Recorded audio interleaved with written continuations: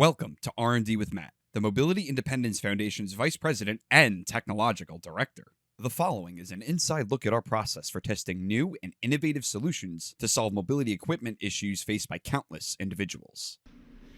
Okay, so today on Thomas's chair and part of our Mobility Independence Foundation R&D, we're going to be switching over to lithium technology. So we have two lithium batteries here that we acquired from Lion Energy. And what I have set up right now is we've had it set for 2 days with jumper cables, because this was the easiest way to do this. Jumper cables going negative and negative and positive to positive, which allows the batteries then to balance to each other so that they are match set when we go to install them. And it doesn't matter where their charge point is at that time, you want them matched. So these are both at about a 40% charge according to the meters that they have on the tops of these batteries. So now they're balanced to each other, and we're ready to go with that, and I can disconnect those at any time. What we have here is we have a lithium charger that's a 20 amp, 20 volt lithium charger, and it's specifically lithium because you have to charge to a different voltage than you would any other lead acid, and each lead acid as well has their own voltages to charge to. And then this came with nice little quick disconnects. They're an Anderson plug, but what I want to do, because we already have some gray Anderson plugs in use around the house, I want to switch those plugs. I'm going to put them on orange so that we have as much safety as possible. We're going to be using 24 volt to 24 volt, and that'll be our orange plugs, and that's where we're starting right now. Over here we have the wheelchair that we're going to be putting it in. It currently has the lead acid battery. I have it dropped down. We're also putting in a shunt so that we can keep track of battery levels. Tom will use an app on his phone so we can keep track of where the battery levels are as far as how much time he has available to use them, what level of charge they're at, so we can kind of track the improvement versus a lead acid, and he'll be able to have at least a warning at like, hey, I'm getting pretty low on battery, because that's another difference between your standard lead acid, gel cell, all those batteries versus a lithium, is the lithium will keep a much higher constant current, so it'll be more of a flat line until it gets really down low on charge, lasts 10 to 15%, and then it starts to drop off on voltage. Whereas a lead acid is a constant drop in voltage over its charge period. So that's going to allow us to keep track of what these batteries are doing and what they're capable of through our testing. We're looking at going from these batteries, which are a 74 amp hour battery, and when you're dealing with lead acid, you really only have available about half of that. So you're talking 37 amp hours of availability that you're going to use. These are 105 amp hours. So almost 3 times as much available, and you're with lithium, you have the full 105 amp hours available. It keeps higher voltage for longer, which makes them much more usable. So we're looking at possibly getting 3 times the amount of run time out of the chair, which can mean the difference of having to charge once a day, twice a day on occasion, to be able to go 2, maybe 3 days without ever plugging this thing in. And then this charger is capable of charging these batteries in under 6 hours from completely flat dead up to its full capacity. So that's another thing. Being able to charge your chair from dead to full capacity in less than 6 hours. That's because this is a 20 amp charger. Most chargers that come with wheelchairs are 8 amp or less. So, it's all simple math. We're looking at 105 amps at 20 amps per hour, or a 20 amp charge. So to get 105 amps in here, you need a little over 5 hours. But as you step down, when you get closer to full charge, it does slow down the charging. You aren't putting a full 20 amps in it the whole time. At the end of the charge, your amp going into the battery starts to slow down because it's balancing and doing other things. Also, these batteries, being lithium, and I know people are very cautious about lithium, these are a LifePo 4 battery, which are very safe. We've done a lot of things and looked at these, and even if you have any kind of issues with these batteries, they have what's called a BMS, a battery management system inside, which what that does is if it gets down to a certain charge, anything weird starts to happen, you dead short it, the BMS shuts itself off very fast. And then you have to reset it, and there's procedures for doing this, but it cuts the power so that you're eliminating the danger. These are actually designed for RV and off-road. They're starting to use them, I believe, in some golf carts and other things. So this is, they're a pretty good battery. They're also much lighter. These are about 23 pounds versus the lead acid, which is 55 pounds or so each. So that's about where we are today, and I'm going to get to work and start seeing what we got to do to eliminate some of the things we've done to this chair previously, and then set it up with our new charger, our new plugs, and our new batteries, and then have our shunt in it so that we can keep track of what's going on.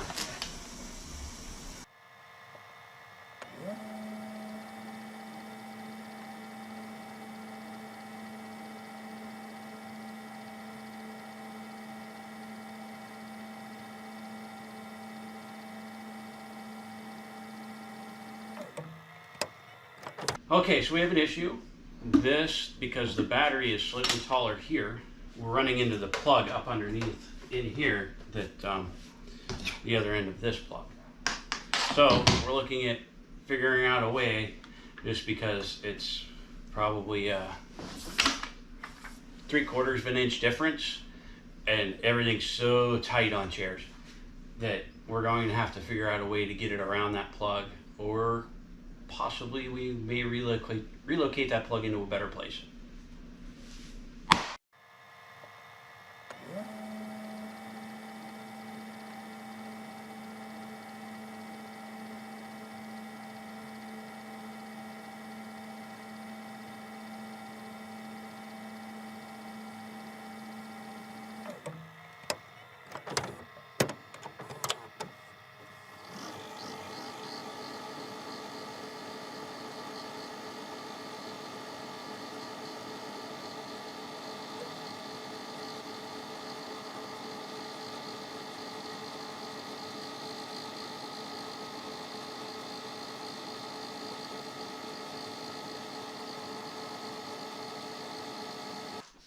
Okay, I took apart the plug that's in there that connects to the battery plug. And I did a test fit to make sure we can get everything in there. We're just going to have to relocate where this plug is, which isn't too big a deal because I'm already moving and doing some things with these wires anyway, so I can take care of making that work. And we should be good to go. It's in. Latch on the side goes in fine, so everything fits. It's tight, which I expected, because they're always tight going in, but I got it in, so that means we're good to go. Now it's starting to fit everything in, make sure we get our shunt in there somewhere, and get everything wired back in the way we need it.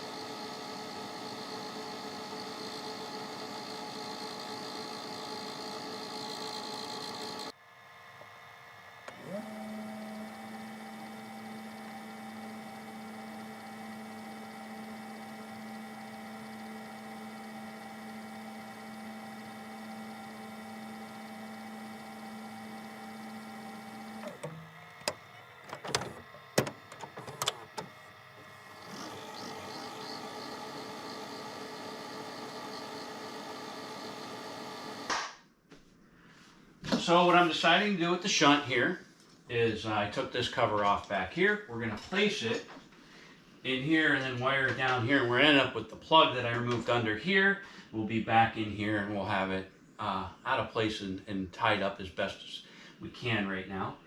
This is just testing, so not everything is going to be perfect and beautiful and mounted, though it's going to be mounted and secure enough that we aren't going to screw things up. But we'll have more permanent solutions going forward for things. And putting the shunt in itself is all about trying and being able to keep track of what is going on with these two batteries as we're moving forward. So that's what I'm working on. I pulled out the old wiring here that we had for the way we were charging before. I'm going to end up putting this one, will be mounted here where we have these others mounted, so it will be a single plug rather than two. I'm going to switch this over to an orange plug once I get to mounting it on the plate here, and we're going to keep going and figure out how I'm going to mount this here. That's where I'm mounting it, and then get our plug over here. And then once I get that all, I got a few things down below I have to do. There are a couple extra wires on the shunt. This wire will go over to the positive end that goes to the wheelchair. And then this wire actually goes in midpoint down where the fuse is, down in the bottom. And that gives an ability to be able to kind of track other things with it. It just gives us more capabilities to check each individual battery rather than both of them in a series.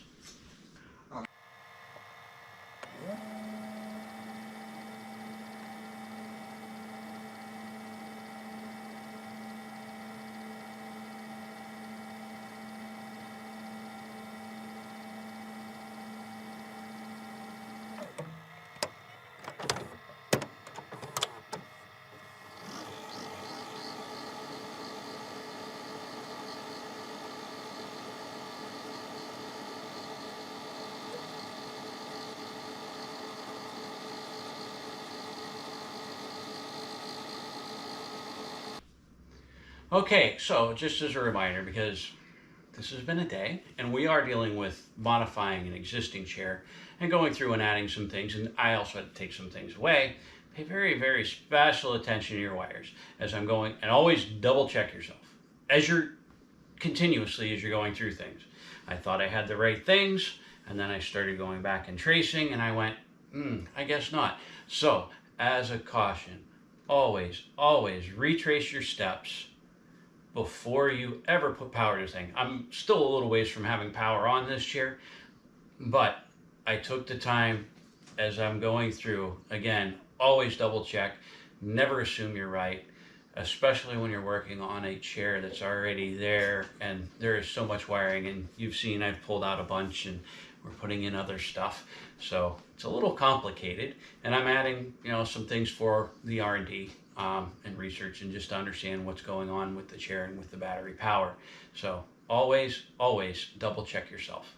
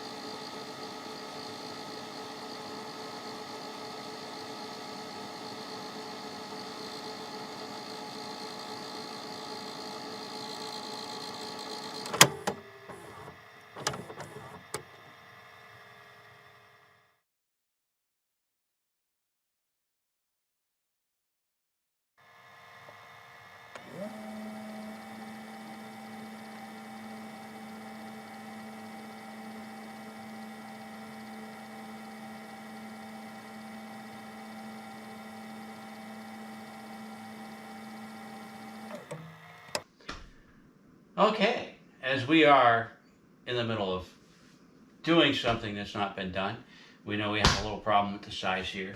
On this side, I also have to relocate the plug, which is what I am doing, trying to find a good way to do this and not splice and do too much to the wiring, try to keep as long a piece as intact.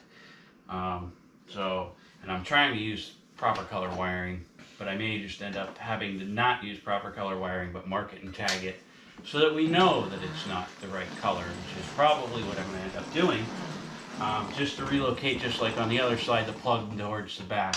We put a different hole in here so that we're exiting towards the rear rather than towards the front, which is how that was set up.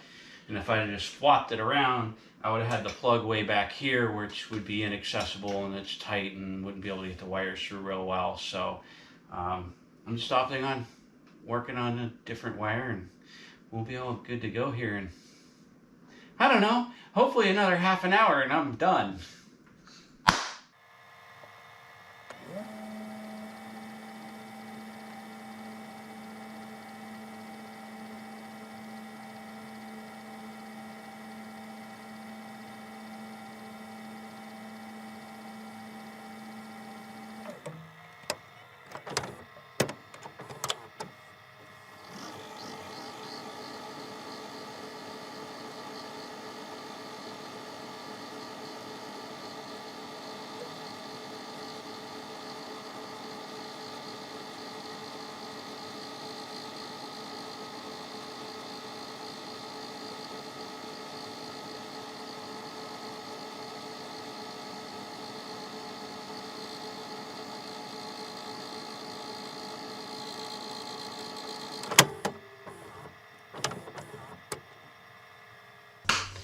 All right, so here we are. I've got everything. We've got it buttoned up so things are in there right.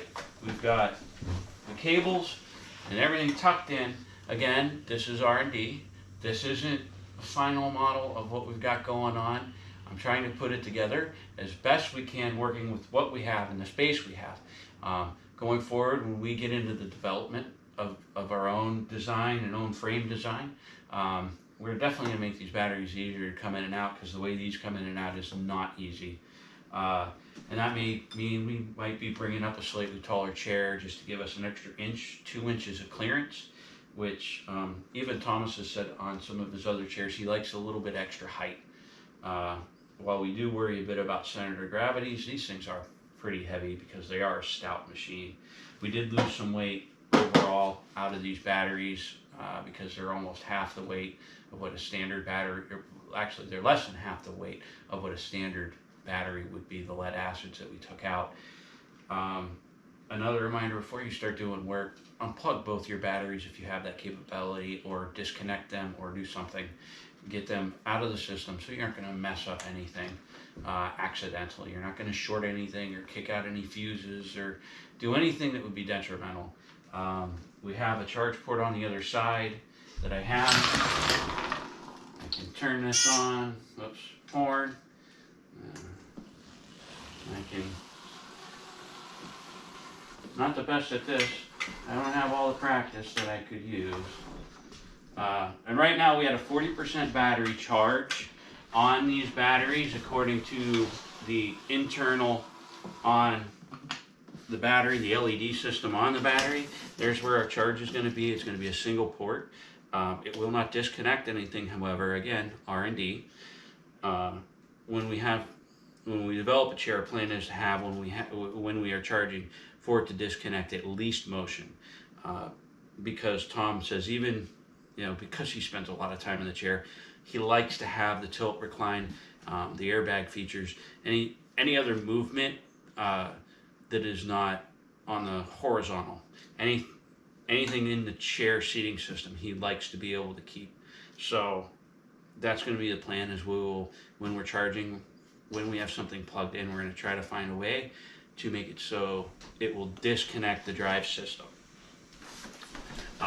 Again, because the batteries are lithium, we're at 40% there. However, over here, it's telling me full on 100%, we're full all the way, which is not the case. Without a doubt, that's not really what's going on. These are at 40%. But again, that's the difference between lithium and lead acid. So she moves. We aren't getting any errors. She's not tripping off. Now we're going to get Thomas in here in a little bit, and he's going to run it. And I still have to change the plug on the charger to make it work. So we have the features. So we got the tilt. That's coming up, and I checked clearance earlier on the rear end to make sure that I wasn't pinching any wires or anything else that we put in or took out. And everything was fine.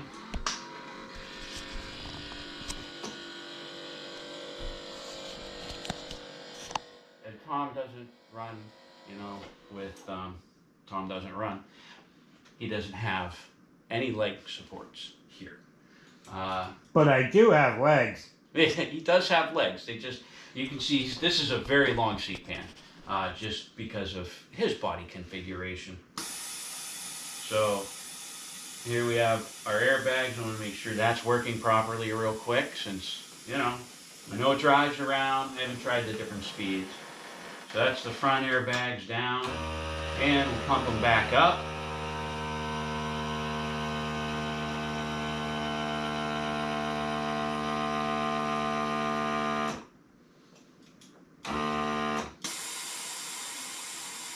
This will be the rear airbags dropping. I don't know if you can quite see it dropping, but it's going down in the back. Nope, that's the front again.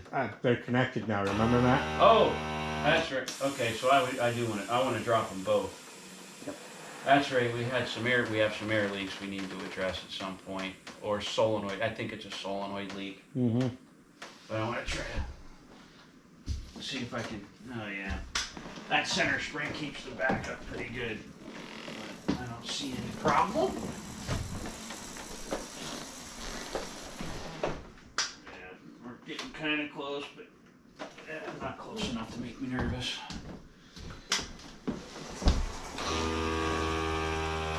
Well, now I have the battery flashing.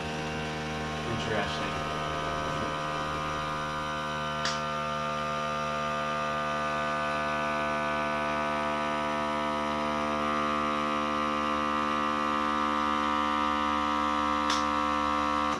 Turn it off and back on.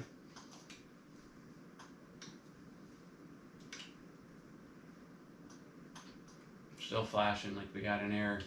We'll troubleshoot that.